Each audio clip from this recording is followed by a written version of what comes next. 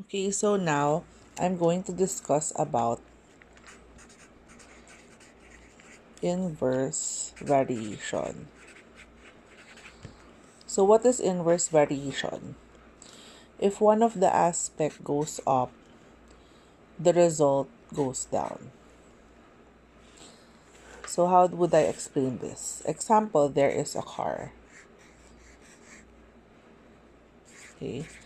This car would have to travel a distance of 100 kilometers. Okay. So the speed of the car is inversely proportional to the time for it to reach this distance. Why? Because the more speed, so if there's more speed, then there is lesser time for this car to reach this distance. So for example, this car would travel 2 kph. That's the speed. And then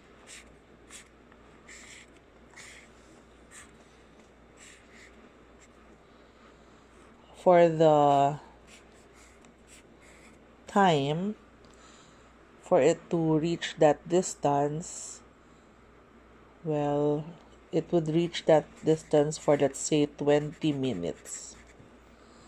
Okay, this is the time that the car will need to reach this 100 kilometers. So the question is, what if the speed of the car would be 5 kph?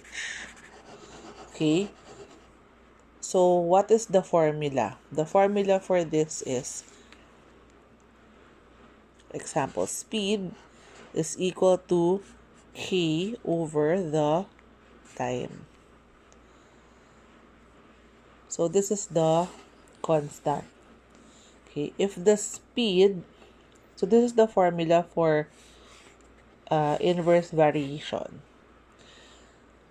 Example, the speed is 2 kph, and then this is the constant, and then the time would be 20 minutes.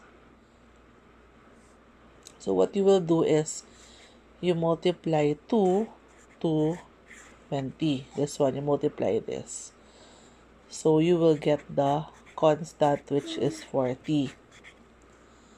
Okay, so that's a constant. So to solve for this, the speed of 5 kph, you would just have to substitute. So example, S is equal to K over time. So since the speed is 5, you will put 5 here. And then the constant is 40. And then the time, you don't know. So what will you do? 5 times t is equal to 40. Because you will transfer this here. And then, to find the time, you would divide 40 over 5. So that is 8. Okay? So 8 minutes. So when you analyze this, the speed of 2 kilometers per hour would let the car reach the 100-kilometer distance in 20 minutes, while the speed of 5 kilometers per hour would let it reach the distance in 8 minutes. So as you can see, the faster the car travels, the lesser time it needs to be able to reach the destination. So that is what you call inverse variation, because if this goes up, then this will go down. But to check if it's really the correct answer, you multiply the speed and the time. So this one you get 40. And then you also multiply this, you also get 40. So since when you multiply the speed and the time of the first one and the second one, you still get 40 as constant. And this is correct.